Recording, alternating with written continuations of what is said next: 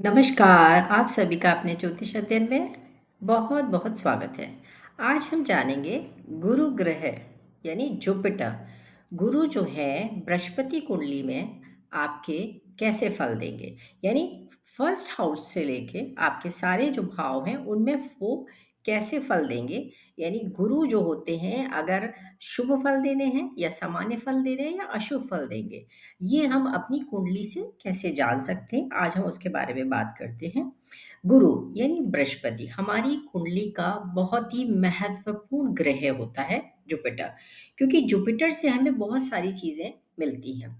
बृहस्पति अगर कुंडली में अच्छे होते हैं यानी शुभ ग्रह हैं, अगर अच्छे हैं तो बहुत सारी अच्छी चीज़ों को आप आसानी से प्राप्त कर सकते हैं।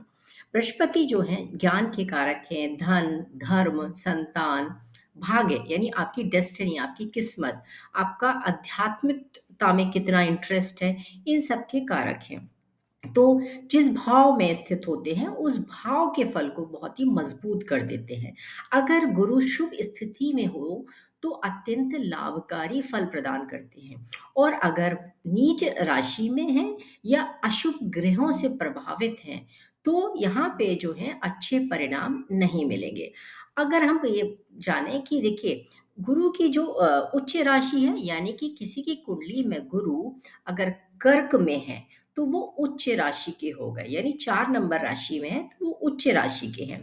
और वहीं अगर गुरु नीच राशि में यानी उनकी नीच की जो राशि होती है वो मकर है यानी 10 नंबर राशि, अगर इनमें है तो रिजल्ट्स उसके अकॉर्डिंगली होंगे।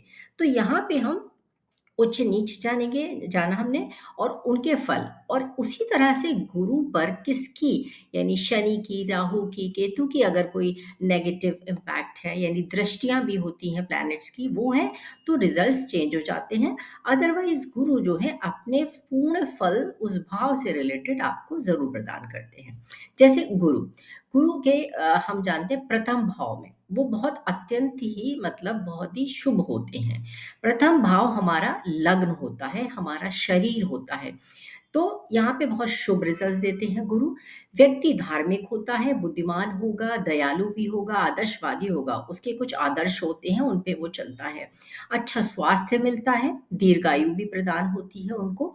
तो और व्यक्ति जो होता है सम्मानित और भाग्यशाली भी कहलाता है, गुरु अगर फर्स्ट हाउस में है। फिर अगर द्वितीय भाव में अगर गुरु हैं तो ये धन भाव होता है, ये अच्छा भाव है। तो वाणी मधुर होती है और व्यक्ति शिक्षित होता है, धन संचय अच्छा होता है, और परिवार में सुख शांति रहती है। जातक को उत्तम भोजन और सुख सुविधाएं पूर्ण रूप से मिल जाती हैं। अगर तृतीय भाव ये हमारे पराक्रम का भाव होता है तो यहाँ सामान्य रिजल्ट्स मिलते हैं, क्योंकि ये हमारे जो है पराक्रम का हाउस है और गुरु हमारे ज्ञान के कारक है। तो ये 100 में प्लैनेट है। तो यहाँ पे जब बैठते हैं तो रिजल्ट सामान्य देते हैं। जैसे गुरु यहाँ पे मध्यम फल देंगे। व्यक्ति साहसी होता है लेकिन संघर्ष के बाद सफलता प्राप्त होती है। भाई बहनों से संबंध उसके अच्छे हो सकते हैं लेकिन बहुत ज्यादा सहयोग उनको प्राप्त नहीं होता है। फिर है अगर चतुर्थ भाव में अगर गुरु हैं तो सुख भाव है ये हमारा, तो यहाँ उत्तम रिजल्ट्स मिलते हैं। जैसे पारिवारिक सुख है, वाहन संपत्ति का भी योग यहाँ पे रहता है, माता से विशेष प्रेम और उनका अच्छा स्वास्थ्य रहता है। व्यक्ति मानसिक रूप से शांत और संतुष्ट रहता है। पंचम भाव हमारी संतान का होता है, तो यहाँ पे बहुत ही शुभ है, शुभ रिजल्ट्स देंगे गुरु। यहाँ पे संतान सुख अच्छा होता है, संतान योग और बुद्धिमान होता है व्यक्ति, क्योंकि ये हमारी बुद्धि का भी भाव होता है। यहाँ से हम अपनी बुद्धि को भी देखते हैं, तो यहाँ पे गुरु का होना बहुत अच्छा है। शिक्षा और विद्या में यहाँ पे सफलता मिलती है व्यक्ति को। धार्मिक और आध्यात्मिक प्रवृत्ति का व्यक्ति होता है। अगर छठे भाव में है तो क्या होता है, ये भाव अशुभ भाव कहलाएगा। रोग, ऋण और शत्रु का ये भाव है। तो जब यहाँ गुरु बैठते हैं तो ये अशुभ है। यहाँ पर यहाँ से हमें स्वास्थ्य समस्याएं हो सकती हैं, ऋण और शत्रुओं की संख्या बढ़ सकती है, व्यक्ति को संघर्ष अधिक करना पड़ जाता है। तो यहाँ पे ये अच्छा नहीं कहलाया है। फिर है सेवेंथ भाव, ये विवाह का भाव है, और ये कह सकते हैं पार्टनरशिप में भी अगर किसी को काम करना है तो हम वो यहीं से देखेंगे। तो यहाँ पे सप्तम भाव में बहुत अच्छा नहीं, लेकिन हाँ ठीक-ठाक होता है। यहाँ पे दाम्पत्य जीवन तो सुखद रहता है, लेकिन कुछ न कुछ चीज़ों में प्रॉब्लम रहती है। दाम्पत्य जीवन में थोड़ा-सा सूझ-बूझ और उनको ज़रूरत पड़ जाती है व्यक्ति को। जीवन साथी तो समझदार होता है उनका, लेकिन धार्मिक प्रवृत्तियों का भी बहुत ज़्यादा होता है, उसमें धर्म के प्रति बहुत आस्था होती है, उसके जो जीवन साथी होता है। व्यापार में सफलता मिलती है उसको। अष्टम भाव, ये हमारा मध्यम के लिए कहलाता है कि रिज़ल्ट्स यहाँ गुरु के मध्यम होंगे, क्योंकि ये हमारे आयु का भाव है। जीवन में अचानक लाभ या हानि हो सकती है। व्यक्ति को ऑकल्ट या गुप्त ज्ञान, जैसे एस्ट्रोलॉजी भी कह सकते हैं, व्यक्ति को बहुत इंटरेस्ट होता है, आध्यात्मिक रुचि उसकी बहुत ज़्यादा होती है चीज़ों को लेके, यहाँ पे ज्ञान को प्राप्त करने के लिए दुर्घटनाओं से बचाव करना बहुत ज़रूरी है। और यहाँ वो जुपिटर बचाते भी हैं बहुत हद तक अगर है तो। नवम भाव हमारे भाग्य भाव है, तो यहाँ पे क्या है, अत्यंत शुभ है। व्यक्ति भाग्यशाली होता है, धार्मिक होता है, दयालु और परोपकारी भी बहुत होता है। और गुरु यहाँ होने पर विद्या, धन और सुख की प्राप्ति होती है व्यक्ति को। अगर दशम भाव हम देखें, तो दशम भाव हमारा क्या है, कार्य का है।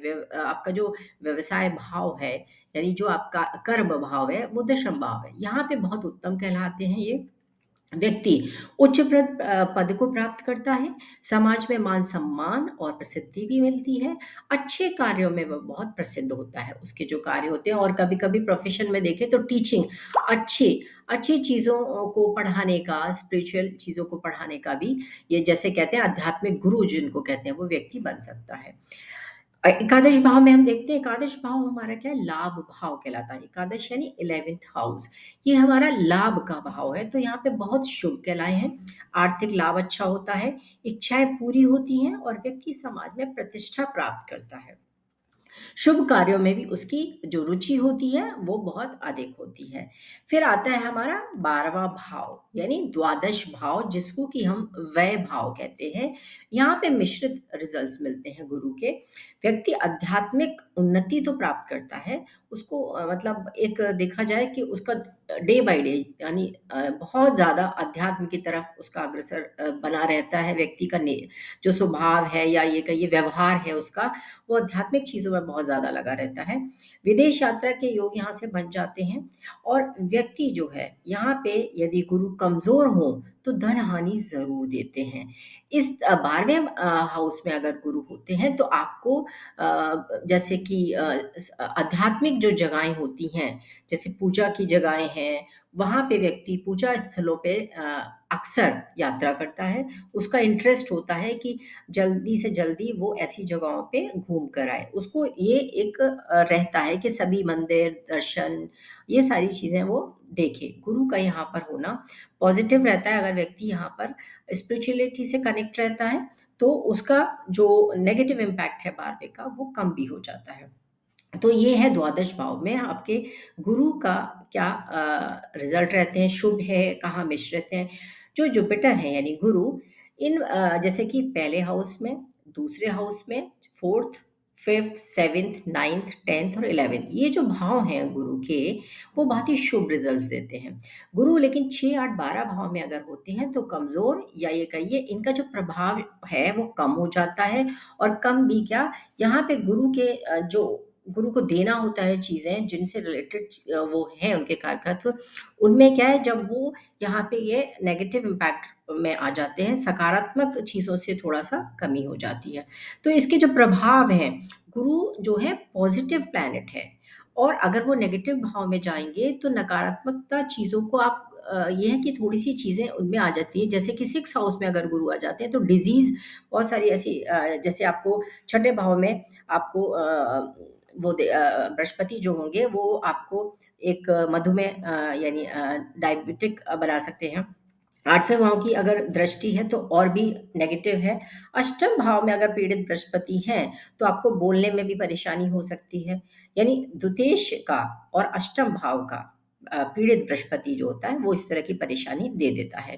बृहस्पति अगर चतुर्थ भाव और कर्क राशि का पीड़ित होने पर उसको कफ से रिलेटेड प्रॉब्लम दे देता है। कुछ ऐसी समस्याएँ होती हैं जो डिज़ीज़, मतलब प्लैनेट अगर नेगेटिव इम्पैक्ट है, जैसे शनि राहु का दृष्टि भी आ गई, तो गुरु की जो एक्चुअल में उनको देना है, जो चीज़ देने के लिए है, उनमें कमी कर देते हैं। तो आप अपनी जुपिटर को देखिए कि आपका गुरु आपकी कुंडली में किस भाव में है, और वो वहाँ पे क्या आपको ऐसे रिजल्ट्स, पॉजिटिव रिजल्ट्स दे रहे हैं या नहीं दे रहे हैं। और हाँ, अगर गुरु आपकी कुंडली में अच्छे रिजल्ट दे रहे हैं, तो आपका ज्ञान में बहुत ज़्यादा इंटरेस्ट हो सकता है। आप अ, व्यक्ति जो होता है खासकर कुछ ना कुछ पढ़ने का उसे बहुत शौक होता है, क्योंकि गुरु आपको हमेशा पढ़ने की तरफ अग्रसर करते हैं। तो व्यक्ति को पढ़ने, अगर गुरु अच्छे हैं तो आप पढ़ने में हमेशा पढ़ाई करेंगे, और वो भी डीप पढ़ने की कोशिश करेंगे। आपको लगेगा कि इसकी डीप में नॉलेज होनी चाहिए मुझे। रिसर्च भी व्यक्ति करता है, जैसे जिनको ज़्यादा अच्छे से पढ़ना होता है, तो आप गुरु को देख सकते हैं। आई थिंक आपको ये गुरु का यानी जुपिटर का सभी भाव में परिणाम समझ आया होगा। अगर आपको अच्छा लगा हो तो प्लीज़ लाइक एंड सब्सक्राइब ज़रूर कीजिए, और अगर आपको आपकी कुंडली में जहाँ भी आपको नहीं समझ आए तो प्लीज़ आप मुझे अपना भेज सकते हैं, आप कमेंट कर सकते हैं और पूछ सकते हैं। Thank you so much.